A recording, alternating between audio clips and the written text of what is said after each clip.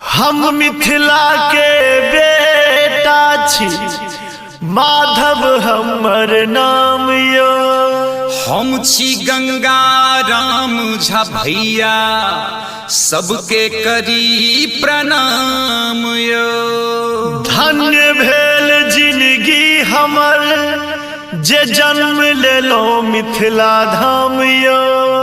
अक्षय के लिखल मिथिला वर्णन, सुनु श्रोता भगवान यो।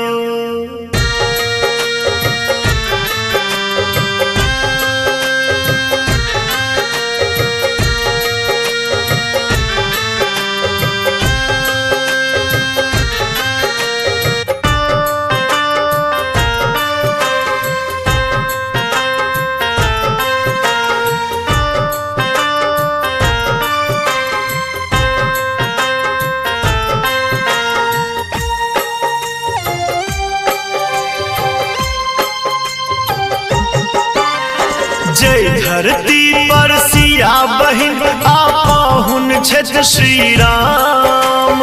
जय धरती पर सिया बहिन, आपहुन छथि श्री राम। वह नगर के वासी छी हम, पावन मिथिला धाम। वह नगर के वासी छी हम, पावन मिथिला धाम। हमर पावन मिथिला धाम, हमर पावन मिथिला धाम।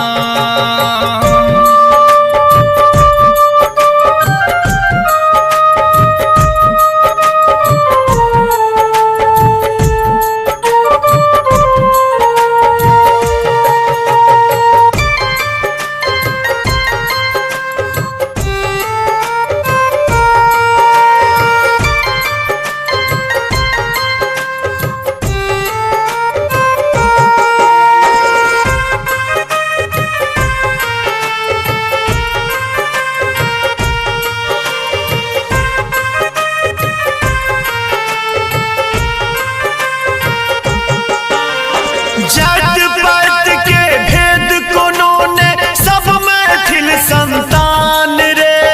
एखनो जाहिठा सुगा भोरे, पर है वेद पुराण रे।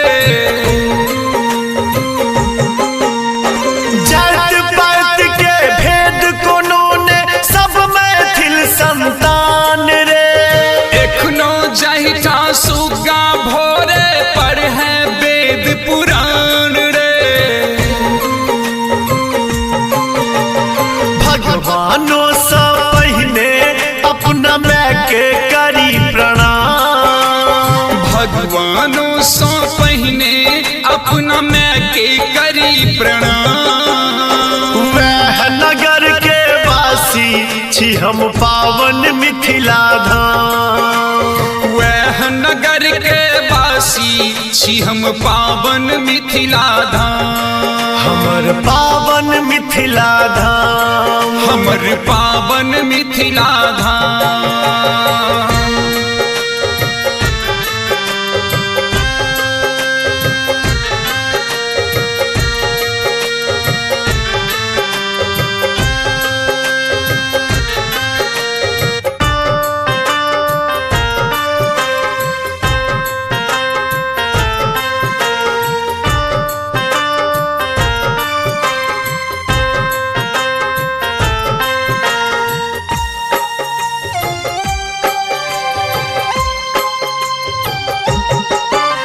नीपल अंगना लिखल अरिपन, संस्कार झलकावे रे। सामा झिझिया जोत जतिन, आ झरनी हिया जुराबे रे। नीपल अंगना लिखल अरिपन, संस्कार झलकावे रे। सामा झिझिया जोत जतिन, आ झरनी हिया जुराबे रे। कौआ बाजै सा पहिने, पराती पर से गाम। कौआ बाजै सो पहिने, पराती पर से गाम। वह नगर के वासी छी हम, पावन पावन मिथिला धाम। वह नगर के वासी छी हम पावन मिथिला धाम। हमर पावन मिथिला धाम। हमर पावन मिथिला धाम।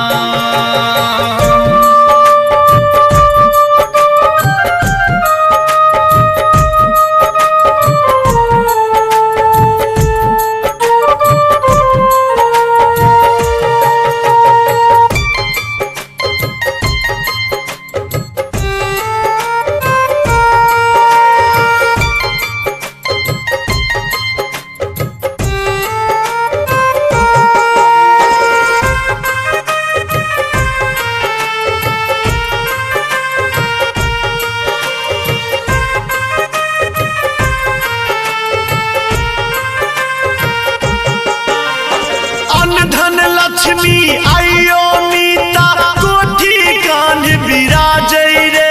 शारद मैया मैथिली बनी रहो सब हक ठोर पर साजै रे। अनधन लक्ष्मी आइयो नीता कोठी कान विराजै रे। शारद मैया मैथिली बनी रहो सब हक ठोर पर साजै रे। भोला दानी बन कौगना बैसल अंगना दलान।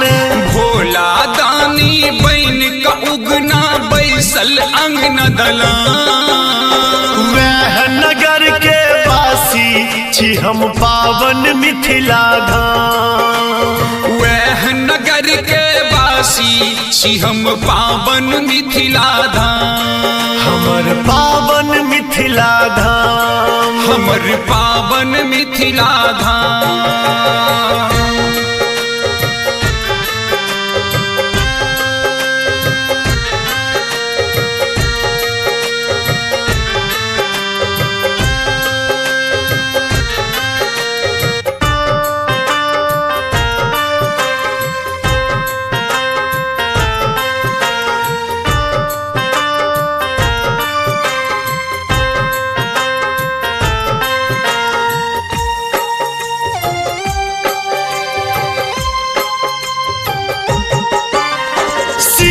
झुकौने धान लगै छै अनमन घोग में कनिया रे।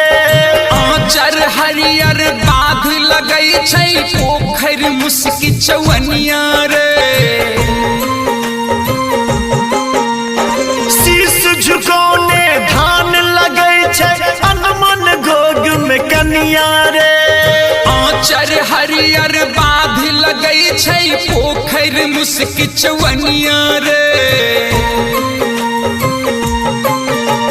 नेहक आटी बोझ सभारल छै सब हक खरिहान। नेहक आटी बोझ सभारल छै सब हक खरिहान।